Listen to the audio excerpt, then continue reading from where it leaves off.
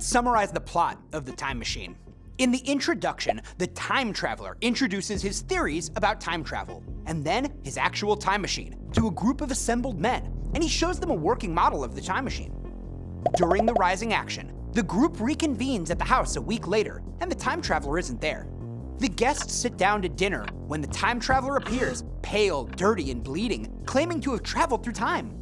Almost the entirety of the rest of the novel is the time traveler's recalling of his adventure to his guests. That morning, the time traveler set out in his time machine. Flying into the future, he crashed on a little lawn in the year 802,701. He observed strange, beautiful, but derelict buildings, a white sphinx, lush gardens, and small, innocent people called Eloi, who act like children. He rescues a drowning Eloi named Weena, who then becomes devoted to him. The time traveler comes across a large circular well with a ladder. He hears deep humming within and guesses that it's a ventilation shaft for some sort of underground facility. At night, he thinks he sees what is a ghost or a white monkey creeping around. The next morning, he finds his time machine has disappeared. Following marks on the ground, he surmises that it's inside the hollow pedestal of the Sphinx statue. Descending a well, he comes to a tunnel where he encounters the strange human-like creatures called Morlocks. Because they live in darkness, they're all white, apish, with grayish-red eyes. He looks into a large chamber where some are eating meat and realizes to his horror that it's Eloi flesh.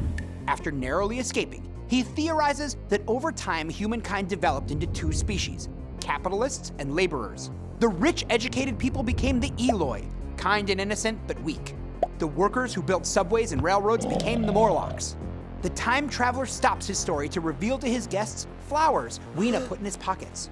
Continuing his story, the time traveler sees a large building that he calls the Palace of Green Porcelain, which turns out to be a museum.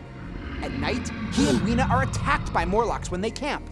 The time traveler lights matches to drive them away.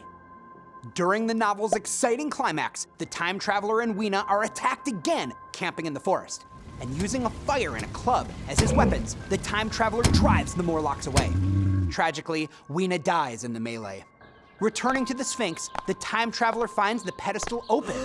Morlocks are waiting for him, but he manages to leap into the machine and lift off, just in the nick of time. Phasing into the falling action, the time traveler lands millions of years later into a future that's like an alien planet. In the time machine's resolution, he finishes recalling his present tale. The next day, the narrator returns to the time traveler, finding him with a camera and a knapsack, setting off again to explore time. The narrator observes the machine disappear in a blur and reports that the time traveler has not been seen since.